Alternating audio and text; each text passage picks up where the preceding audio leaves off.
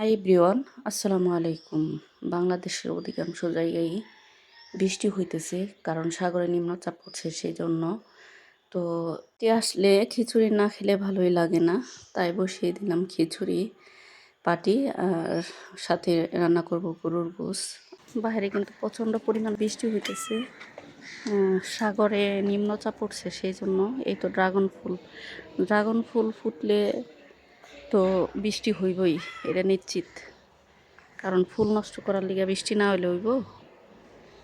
দেখেন গাছগুলোকে কতটা সতেজ লাগতেছে, বৃষ্টি হয়েছে না সেই জন্য। বৃষ্টির পানিতে তো অনেক আল্লাহর নিয়ামত, গাছে পড়লে গাছের রহম সুন্দর হয়। বৃষ্টির পানিটা হচ্ছে একটা গাছের জন্য মেডিসিন, ভালো একটা মেডিসিন। দেখেন কি সুন্দর দেখা যাইতেছে। আর এই যে গোলাপি কালারটা, মানে নিজ চোখে দেখার যে অনুভূতি আর ক্যামেরায় কোনো দিনও এক হয় না।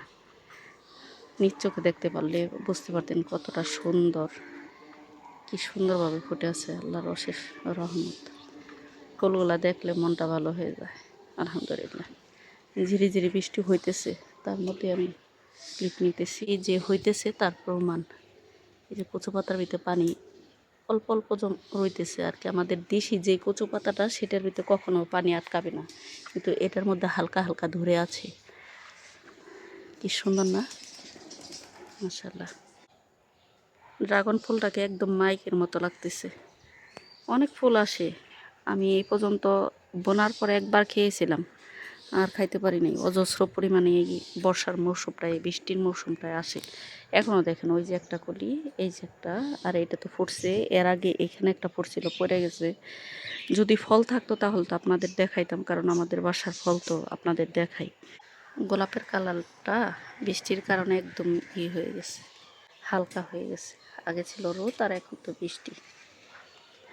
আর ওই দেখেন কতগুলা লেবু একটা চোপার মতো, মাশাআল্লাহ। আর কি পরিমাণে লেবু আসছে। আজকে তো প্রচুর পরিমাণে বৃষ্টি, সেজন্য খিচুড়ি রান্না করতেছি, সাথে গরুর গোস। আর দেখেন এইখানে রান্না করতেছি, আর আমার সাথে দুষ্টু আর জেপি, আমার বাসার সদস্য, ওরা আমার সাথে প্রতিনিয়তই রান্না করে। রান্না করতে আসে, আপনাদেরকে দেখানো হয় না। এই তো খিচুড়িটা হয়ে আসতেছে অলরেডি, কালারটা মারাত্মক জুস। এই তো আমার মাটির চুলা হলো, কাঁচামরিচ, খিচুড়ি নেমে গেল। এই অবস্থায় খিচুড়িটাকে নামিয়ে দমে বসিয়ে দিলাম।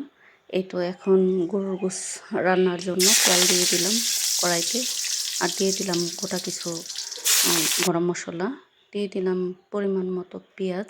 এগুলাকে হালকা একটু ভেজে নিয়ে দিয়ে দিলাম পরিমাণ মতো আদা রসুন বাটা। এই তো এগুলাকে একটু কষিয়ে নেব। দিয়ে দিয়েছি কিন্তু কাঁচামরিচ সাথে পানি দিয়ে।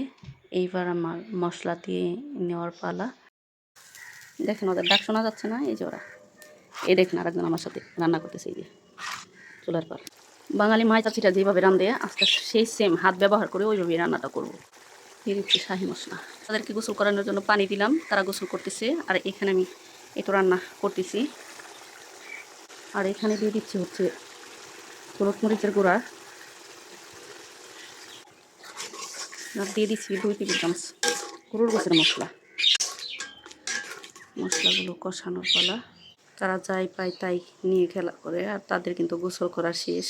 আমি 1.5 কেজির মতো গরুর গোস ধুয়ে ভালো করে পরিষ্কার করে নিয়েছি। এই তো আমার মশলাটা কষানো হয়ে গেছে অলমোস্ট। এই পর্যায়ে আমি দিয়ে দেব এই মশলার মধ্যে গরুর গোসগুলা আমি ধুয়ে নিয়েছি। এগুলাকে হাড় চর্বি সহই আছে 1.5 কেজির মতো। ভালো করে নেড়ে চেড়ে ঢাকনা দিয়ে আমি ঢেকে 10-15 মিনিটের মতো কষাবো। যখন কষাতে কষাতে দেখা যাবে যে তেল উপরে উঠে গেছে, কষাতে কষাতেই হাফ সিদ্ধটা হয়ে যাবে অলমোস্ট। আর মাটির চুলায় গরুর গোশটা রান্নার প্রশংসা না করলেই নয়, কারণ মাটির চুলায় গরুর গোশটা রান্না করলে অনেক পরিমাণে সফট হয় আর খুব মজার হয়। ধীরে ধীরে জালটা হয় তো সেই জন্য। যারা গ্যাসের চুলায় রান্না করেন, গরুর গোশ তাড়াহুড়া করে রান্না করবেন না, একটু সময় নিয়ে রান্না করবেন, দেখবেন যে গোশটা অনেক সফট হইব। গোশটা আমার মোটামুটি কষানো হয়েছে।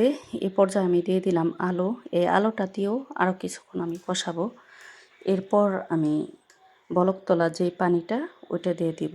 গরুর গোশে কখনো ঠান্ডা পানি ইউজ করবেন না। ঠান্ডা পানিটা ইউজ করলে গরুর গোশটা যখন হাফ সিদ্ধ হয়ে আসে, ঠান্ডা পানিটার কারণে আবার গোশটা শক্ত হয়ে যায়, হার্ড হার্ড হয়ে যায়। গরম সবসময় চেষ্টা করবেন যে গরুর গোশ হাফ সিদ্ধর সময় যখন হয়ে আসবে তখন গরম পানিটা ইউজ করার। গরম পানিটা ইউজ করলে এই গোশটা আর বেশিক্ষণ সময় লাগে না, মানে একদম তুলতুলে নরম হওয়ার। তো এই তো আমার আপনাদের সাথে কথা বলতে বলতে রান্নাটা করা শেষ। আমি খিচুড়ি দিয়ে খাবো বলে একটু ঝোলের পরিমাণটা একটু বেশিই রাখলাম। আর গরুর গোশত নামালে পরে অনেকটাই চেপে যায় ঝোলটা। এই পরিমাণে ঝোলটাও থাকবে না, অনেকটাই চেপে যাবে। আলহামদুলিল্লাহ, দেখেন আমার গরুর গোশতটা কত সুন্দর হয়েছে। মাশাআল্লাহ, খেতেও ভীষণ মজার ছিল। আমি আশা করি আপনারা আমার রেসিপিটা হুবহু ফলো করে রান্না করলে কখনোই নৈরাশ হবেন না। আশা করি আপনারা ভালো থাকবেন। আর আমার ভিডিওগুলো যদি ভালো লাগে আমার চ্যানেলটাকে সাবস্ক্রাইব করে আমার পাশেই থাকবেন।